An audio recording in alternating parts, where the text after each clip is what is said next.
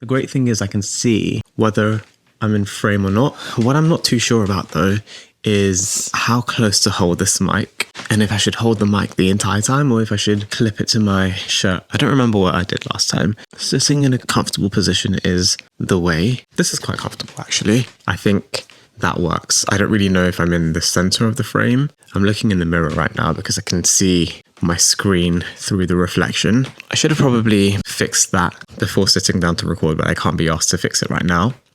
But welcome back to The Theory of Everything. This is episode 2, and I decided to switch it up and make it a video podcast because it's just easier to distribute a video podcast. There's more places to put it. You can put it on YouTube, and you can also kind of like chop it up into clips and post it all over social media. So it makes it more easily discoverable. I'm going to avoid looking into the camera because I don't really like looking into the camera and speaking. It's kind of difficult. So I'm going to pretend like there's no camera there. I'm just going to pretend like I'm speaking to myself, which I am basically doing. I am just speaking to myself. This is just another one of my rambling sessions, which I actually have quite often, especially recently. It's really frustrating because I have moments where I have a lot on my mind and I like to just get it all out. And instead of journaling, my form of journaling is to kind of just pace about my house and speak out loud the things that are on my mind. And it seems a bit crazy. Sometimes my dad comes across me and he's like, "Are you okay?" I think he thinks it's a bit weird. He asks me if it's normal to speak to yourself, and I'm like, I think it is. I think that whole thing about talking to yourself being the first sign of madness is not true. At least I hope it's not anyway, because I've been talking to myself my entire life. And that's why I decided to start a podcast, because I can make something out of it. I'm going to do it anyway, so why not record myself and put it on the internet for everyone to see? So in today's session of talking to myself, I'm going to be talking about, what am I going to be talking about?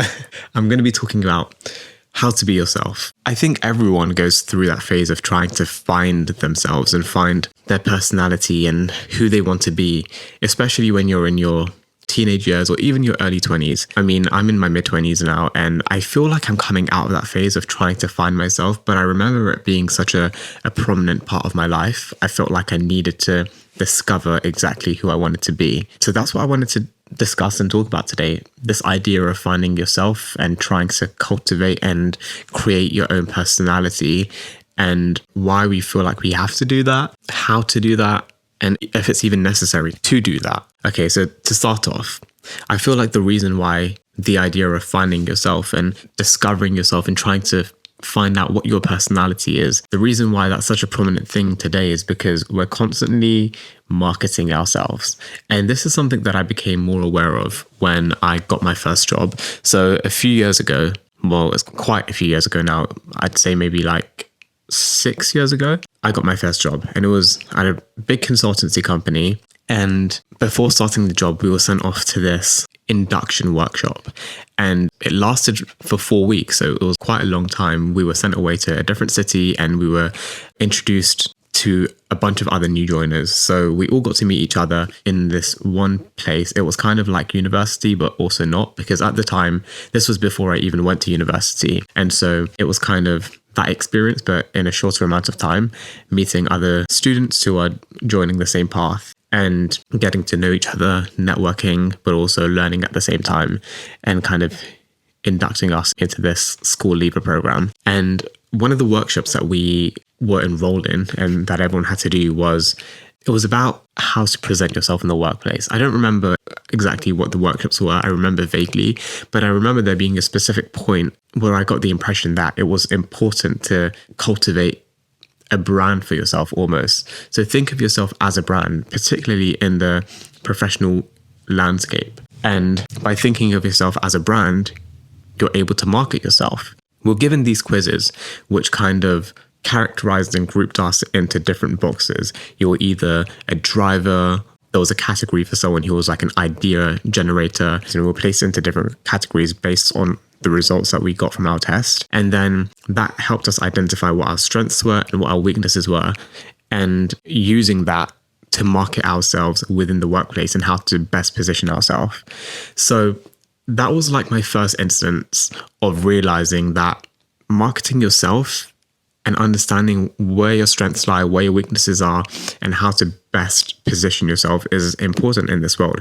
If you want to get anywhere, it's how you present yourself. It's not even necessarily the skills that you have or your character, but it's really how you're able to sell yourself to somebody, whether it's a client, whether it's the person interviewing you at a job interview, whether it's a customer. In all of these aspects, you're not just selling a product, but you're also selling yourself because you want people to work with you. So that's, I guess, the first instance where I realized, okay, like my brand, my personal brand is important, and it's something that I have to cultivate. I want to backtrack a bit back to why I wanted to even speak about this in the first place. And it goes back to another book that I read. In the first podcast episode, I spoke about a book that I read, and that kind of jump-started that first conversation. And this is another book that I read, or I haven't read it. I mean, I'm still halfway through. I started like 2 years ago. I have this really bad habit of starting a book and not finishing it. But in that book, there was this really interesting section which spoke about the age of personality versus the age of character. And it referred to a period before where your character was more important than your personality. And this idea of personality wasn't even something that people considered. And I found that really interesting. By the way, the book, I think it's important to mention the book because it kind of relates to this topic in general. The book is called Quiet, and it's a book about introversion versus extroversion. So within the book, it outlays this concept of what it was like in the age of character versus what it's now like in the age of personality, and what kind of was the catalyst for personality taking over. I'm probably not summarizing this best because I read this a few years ago, and the kind of general concept has stuck with me, but I don't remember the details. But anyway, it referred to back in the day. I don't remember when back in the day was, but it was like a long time ago. Character was paramount, even when it came to work, because it was a time when, you never really left your community to work. That wasn't really a concept. You just took on jobs that were available to you. It was more manual labor. There weren't really any big global companies. There was no need to leave your local community or your local town to find a job. And so the way that you were hired was based on your character. People knew who you were ever since you were a child, and they knew your character, not your personality. And I feel like it's especially like that when you live in a small town.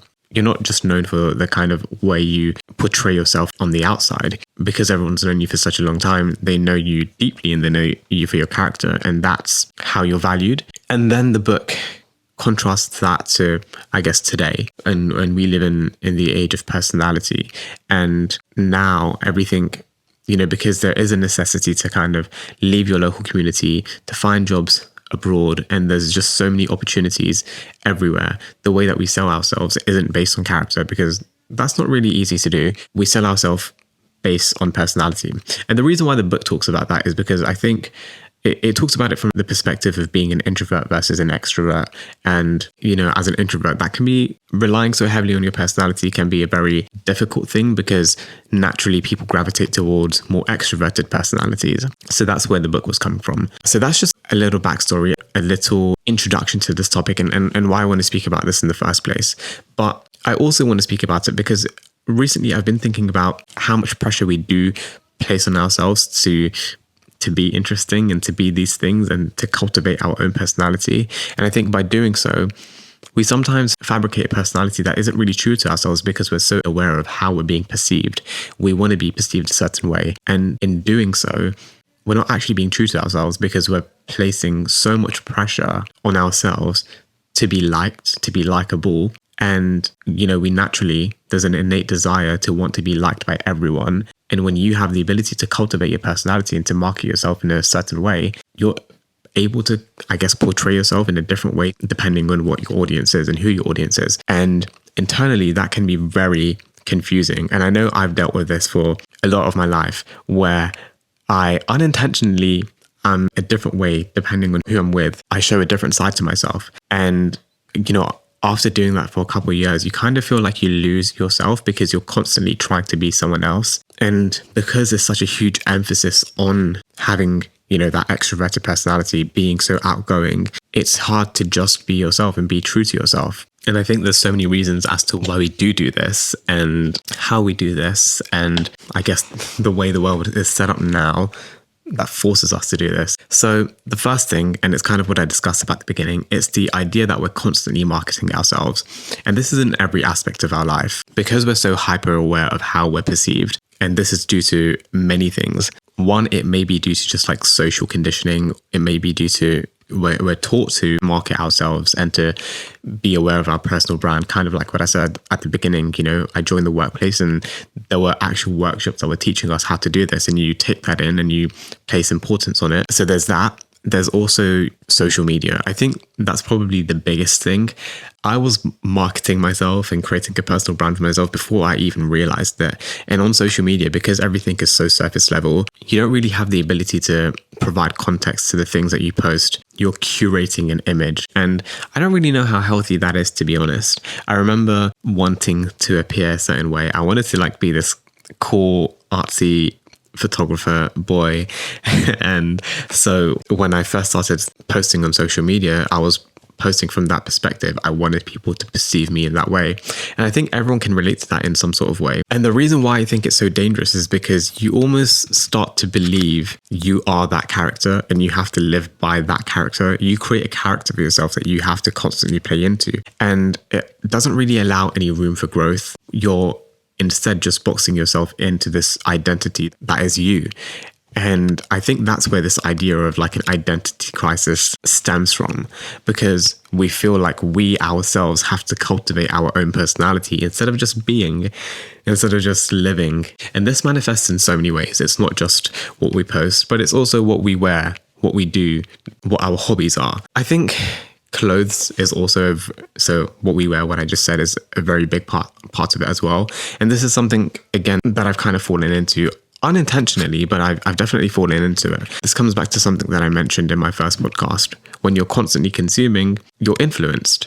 And I notice, because I consume a lot of the same type of content and watch the same type of people who wear the same type of clothes, that's exactly what I want to mold myself after. And I feel like everything I wear has to fit a certain image. I think another impact that social media has had on us is this feeling that we're constantly being perceived, because social media constantly exposes you to many people that you wouldn't even normally keep in contact with or even speak to. There's this exaggerated sense of eyes being on you. You feel like everyone is keeping up to date with you. Everyone knows everything about you and everyone cares about you. And by care, I don't mean that in a kind of like protective, positive way. I mean invested. They're invested in your life. And the reality is, not as many people as you think are invested in your life. But this idea and this false feeling that we get from social media that more people are invested in our life makes us feel like we have to constantly be perfect. We have to perfect ourselves and our image. And it makes us place more importance on our image than we need to. This is actually one of the reasons why I decided to take a step back from social media. I feel like I talk about this all the time. I'm like a broken record. Everyone in my life knows about how I'm constantly taking a break from social media and I don't really use it. And my screen time is so good. So I feel so annoying constantly speaking about this. But it's because I think it's actually been really helpful in my life in so many ways. It's made me more productive, but it's also helped me be more present and care less about what people think about me and how I present myself, because it's important to care about those things to an extent, but then there's a point where it becomes detrimental to you as a person and to your growth. So the reason why I brought that up is because ever since I did take a bit of a break from social media and reduce my screen time, I realized there were so many opinions that I didn't care about anymore. I didn't have all of those voices in my head, because I remember before, anytime I do something or I thought about something, I'd have like a gazillion different opinions in my mind of what I thought other people would think of me. And that was the case with any decision that I made, anything that I decided to wear, just every aspect of my life. It was like I constantly had everyone's opinion in my mind, and I not just cared about everyone's opinion, but I felt like I actually knew what people would say, and I was overly aware of everyone's opinion. And that's just not healthy. It's not normal to care about that many people's opinions. But in the world that we live in now, by constantly being exposed to so many opinions, it's only natural that we feel like it is as important as we make it out to be. And to be fair, that's not just a social media thing, but again, it comes down to just the world that we live in.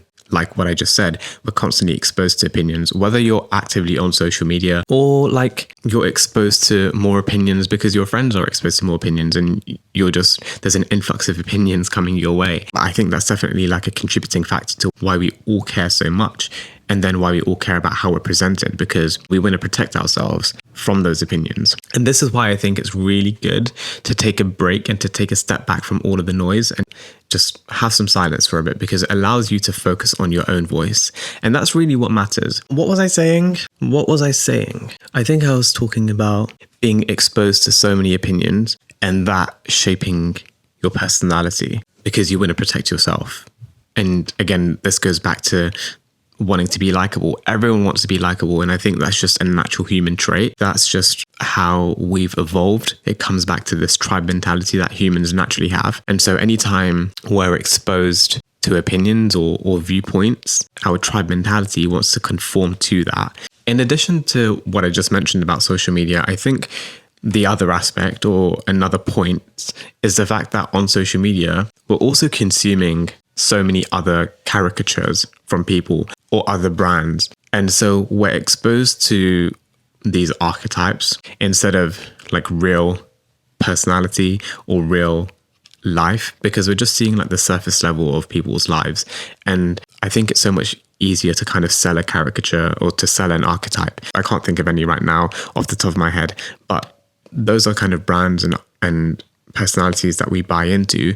And because we buy into that, we also want to replicate that for ourselves. We want to be one of those things. So then we try to cultivate and mold our personality after archetypes, after really surface level things. And we want to portray ourselves in those ways. So there's that aspect as well, being exposed to so many other personal brands, identifying with it or being inspired by it in some way. You know, we're influenced to be that way and to be like them. That's why they're called influencers. But then the idea of personality kind of feels like cosplaying, because like we just want to be a certain way a certain day. I don't know. But I see on TikTok all the time, everything just feels like without substance now. Even albums and art and music, like everything's just trying to be something, but very surface level. It's always trying to replicate the aesthetic and the visuals. And that's also how I feel like with people. And so I think a good alternative to that, if we're talking about clothing or like even the design of your own room, is to not be so aesthetic based, because like your personality isn't just a visual identity. And instead, the things that we buy, the things that we buy into, so even just ideas or concepts, or the things that we surround ourselves with, the things that we wear, they shouldn't just be things that we visually are attracted to, but maybe things that have a bit more substance and meaning to it. Like you like the history behind a certain design, but you also like the look of it, then that's something that you should maybe decide to buy. And then I feel like you have a more eclectic collection of things. Did I use that word eclectic correctly? I don't know if I did. Let me Google. Eclectic. Yeah, I think that makes sense, but I don't think I used it correctly in the sentence, but still, you know what I mean. And then by doing that and approaching things from that kind of perspective, you then do have your own unique personality, because things are based on your real life experiences. You're collecting things that mean something to you, instead of just it being visually appealing or aligning with a certain aesthetic that you like for a very like surface level reason. That's a really big thing nowadays. Trying to align yourself with a certain aesthetic, and that being your personality. In general, I think we're also just way too much in our own heads instead of navigating life and just experiencing and just living. I feel like so much of my life, especially my late teens, and maybe this isn't just the time that we live in, maybe it's just something you go through when you're in this era of your life, this chapter of your life, you know, your late teens to your early 20s, just constantly being in your head, caring way too much about what other people think of you and allowing that to dictate how you live your life. That's another aspect, another reason why we have these identity crises and find it hard to be ourselves, because again, it goes back to the likability aspect. I feel like now I'm just a broken record. I'm saying the same thing over and over again, but it all goes back to the same thing, you know, it's wanting to be liked and therefore molding your personality and how you are to be liked. So I can't wait for the phase in my life, because I hear this a lot from people from an older generation who say, you know, once you reach a certain part of your life or a certain age and your frontal lobe has fully developed, is it your frontal lobe? Whatever, that part of your brain that has fully developed, then you care less about what other people think about you. And so I can't wait for that. And I think I am reaching that point because I have started to care less. It consumes so much energy caring about what other people think about you and living your life accordingly. I think another aspect to it actually, and this might be more of an individual thing, is being a people pleaser, wanting people to agree with you. This is something that another tangent, but something that I found difficult for the longest time was offering a different opinion. And it could be the most insignificant thing, like offering restaurant ideas. If someone had suggested something and I wasn't particularly feeling it, I'd just lie and I'd be like, yeah, I'd love to go there. I want to do that. Let's do that. Because I didn't want to be, I guess I was so scared of conflict and I just wanted to constantly be agreeable. And again, that comes back to the likability thing. So yeah, I guess you're more susceptible to this, to having an identity crisis because you're constantly pleasing other people if you're a people pleaser. Now, I spoke about introversion and extroversion a little bit at the beginning of the podcast because that's kind of what incited this conversation. Now, this idea of introversion versus extroversion and being an introvert or being an extrovert was something that I've wrestled with for such a long time in my life. And I've just decided now that I don't care. I don't want to know what my character type is like. And this goes for any of those quizzes that you can do, which helps you identify what type of personality you are. I just feel like maybe that is not really as productive as we think it is. You really don't need to know what personality type you are. Maybe that's too one-sided, to be honest. But at the moment, I feel like we care way too much. And again, going back to my first job experience where we had to do one of those personality tests and it places you in a box. To me, I find that to be very restrictive and suffocating and also debilitating because you feel like you're limited to being a certain type of way now. Because this quiz, which asks you very generic questions, has identified you to be a certain personality type. This is how I feel about introversion and extroversion. It's like, I don't really want to be labeled a certain type of way. It can be counterproductive because you're now hyper aware of your personality type and how you may appear in certain social situations. And that's at the forefront of your mind instead of just being present and being. So that's kind of what I've decided for myself, especially because it's really hard to get a grasp of what you actually are because you're going to be different in every social situation. And I've noticed that with myself, like I'm not always introverted and I'm not always extroverted. And I never find myself even identifying with any one of those particular things when I read the descriptions of what it means to be an introvert or what it means to be an extrovert. What I'm saying doesn't just relate to, personality types, but for me, it's also like political ideologies. I've never found myself identifying with any one political ideology or even like a particular economic system. I've never found myself identifying with any one thing because everyone has their own unique lived experiences and you're not ever going to identify with something, a system or a definition or an ideology that someone else has come up with. And so trying to place yourself within those boxes, I think is so counterproductive and also very divisive. And I think that's probably a reason why we have so much conflict and division nowadays because people so heavily identify with these political ideologies and these parties and it becomes part of their brand and their personality. And they've now divided themselves and boxed themselves into these categories. And I think we're more similar in the fact that we're just all so unique and so different, if that makes sense. Like every single individual is so uniquely different and has so many unique outlooks and perspectives that makes us more united than it would to identify with certain defined political ideologies or whatever. That's a little tangent though. Like we don't need to go on that kind of, I'm not super political, so I'm not going to dive deeper into that. But that's my little 2 cents. Going back to the point that I mentioned before about not believing it to be productive to identify with a certain like personality type and understanding that about yourself. I think there are definitely benefits to doing that. Like I mentioned again at the beginning of this podcast, when I found out what my personality type was, it listed a bunch of common weaknesses and strengths that a person with my personality type would have. And so I think in that sense, being aware of your personality and your traits is important because you're able to play to your strengths and also improve areas that you might be weak in. So there definitely are benefits to doing that. But I just think maybe not placing as much importance on what your personality comes out on a particular day. I mean, I think for some people, it definitely might be very helpful because you might strongly identify with these personality types and it might be exactly what you are. But then for other people, if you feel like you don't identify with a certain personality type or you feel like it restricts you to a certain box, then just like you don't really have to take anything from that. I think it's natural though to have identity crises. Like it's not unavoidable because, you know, as humans and as people, we grow and we change. And this goes back to what I mentioned in my first podcast. What we want in life changes. And what we think we wanted a few years ago, that changes. And so there's like shifts in our mentalities based on what point of life we're in, who we surround ourselves with, what we're consuming, so many external factors. And because of that, you're going to change.